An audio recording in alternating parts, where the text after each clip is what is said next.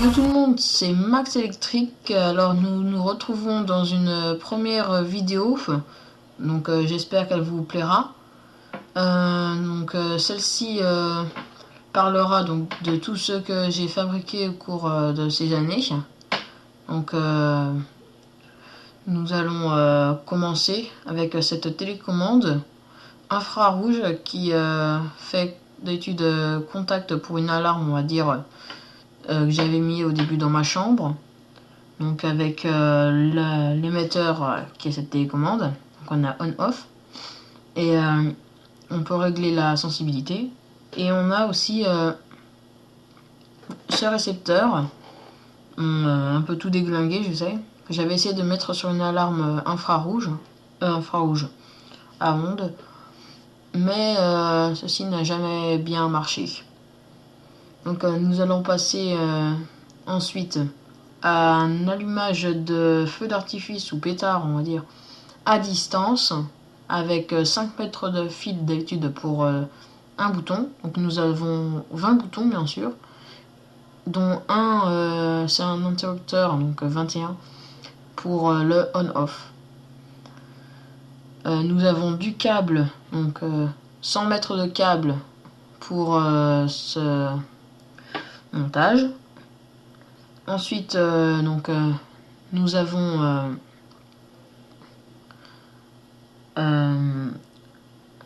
une alarme infrarouge avec émetteur récepteur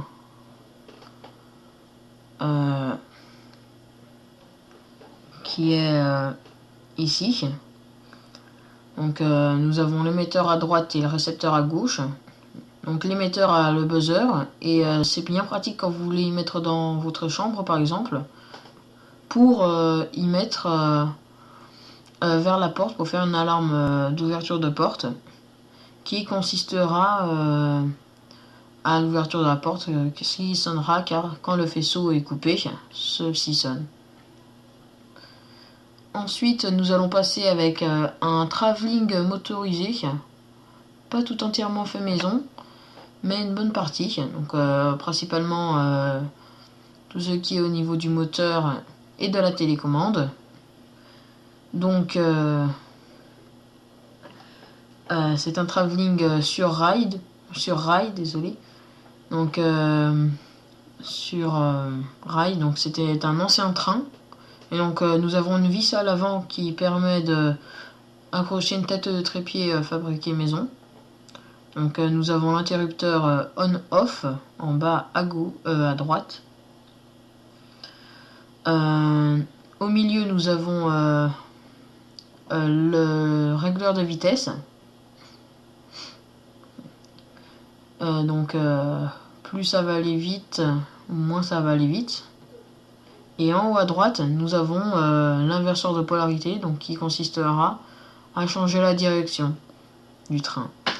Donc quand la direction est changée, donc ce qui est bien, c'est que c'est assez pratique, mais ce qui est dommage, c'est que on a du fil, donc c'est pas par radio.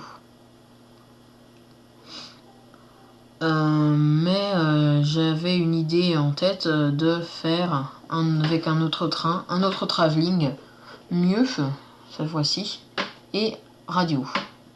Donc en parlant de radio, nous avons une télécommande radio commandée, donc d'un vieil hélicoptère que je n'ai jamais réussi à faire voler.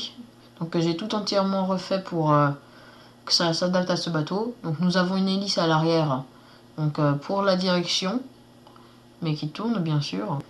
Petite démonstration. Alors, donc, qui tourne sur elle-même. Voilà, qui tourne sur elle-même, mais qui tourne aussi normalement.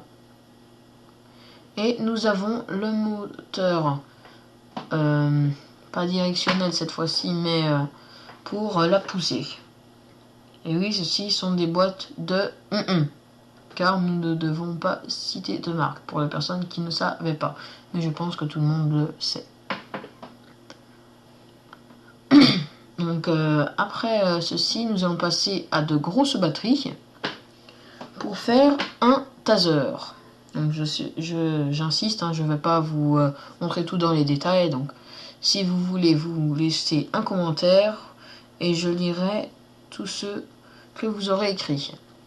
Ce que vous aurez écrit, si vous me demandez de soit le reproduire, soit de vous montrer comment ça marche pour un autre objet, vous inquiétez pas, je veux bien vous le faire.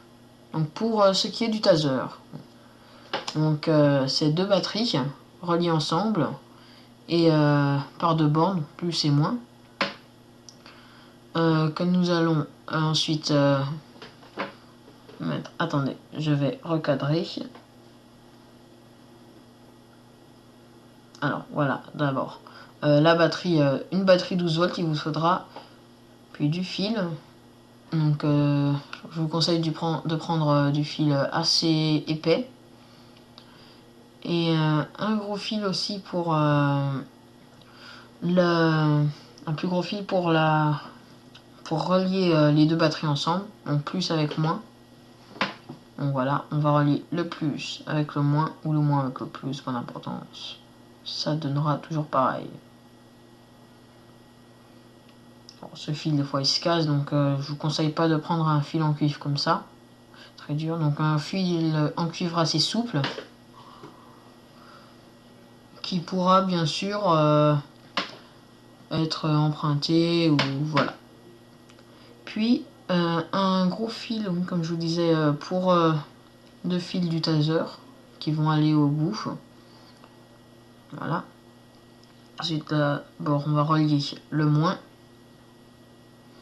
à la batterie 12 volts, car j'avais déjà relié le plus à la batterie 9 volts. Après, pas d'importance. Il n'y a pas de polarité. Si, il y en a, mais pas pour ces fils. Donc, voilà, on relie le fil. Ensuite, donc, ce qu'il faudra, donc, du grand fil. Je vous dis bien assez épais, parce que sinon, ça brûle les doigts. Ça, je sais, car je vais vous faire une démo. Et moi, j'ai pris un interrupteur, donc, ce qu'il vous faudra, moi, c'est un NUNC. Donc, à poussoir, voilà. Poussoir qui se remet. Et du fil, au bout, je sais, c'est du ruban adhésif, un petit morceau. Avec les deux fils dénudés pour faciliter le toucher avec un objet métallique ou un objet même ordinaire. Donc moi voilà, pour ce test je vais utiliser ce petit tournevis. Donc déjà utilisé, il est pas mal. Attendez, je vais prendre de la lumière, je vais mettre dessus. Alors voilà. Ah, j'étais presque, ça est bon. Voilà, et maintenant je prends les deux fils que je vais appuyer tout le temps simultanément sur l'interrupteur. Donc attendez, je vais tenir le tournevis parce que c'est pas l'idéal sinon. Et vous allez voir ce que ça va faire si ça réussit.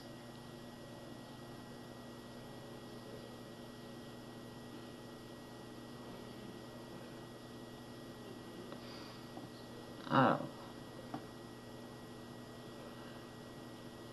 Oh, c'est pénible ce fil. Il brûle les doigts. Oui, un conseil, ne laissez pas le fil chauffer trop longtemps. Mais comme vous voyez, moi, mon fil, il s'est ressoudé en fait entre eux. Donc faut que... Voilà. Alors, qu'est-ce que... Ça arrive... Oh, vous voyez ce que ça pourrait faire? Donc si vous mettez vos doigts, je vous conseillerais pas.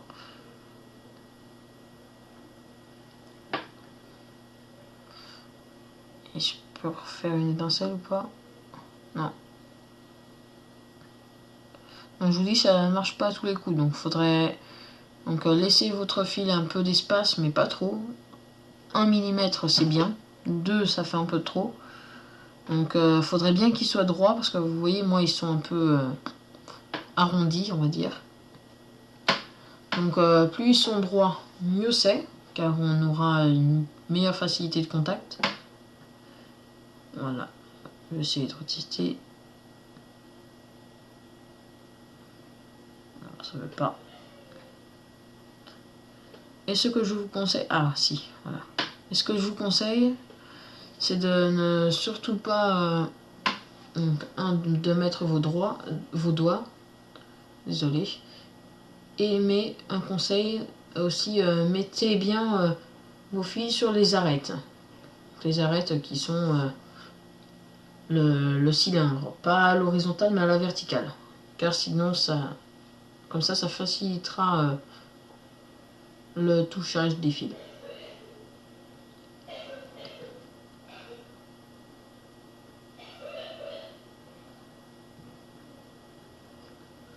Donc voilà mec, c'est la fin de cette vidéo. Donc mettez bien en commentaire ce que vous en avez pensé. Et comme c'était la première, je vais vous montrer une petite dernière invention.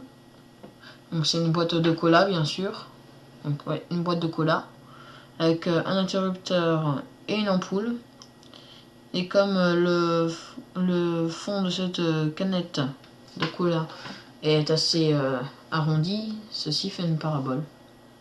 Et ce qui est bien avec cette canette, c'est qu'on peut la poser et allumer et ça nous servira de torche. Donc voilà, donc c'est la fin de cette vidéo. J'espère qu'on se retrouvera bien vite pour une nouvelle. Donc proposez-moi des idées à faire ou des choses que vous avez vues dans la vidéo que je vous ai pas expliqué c'est quoi. Et je vous l'expliquerai dans une autre vidéo.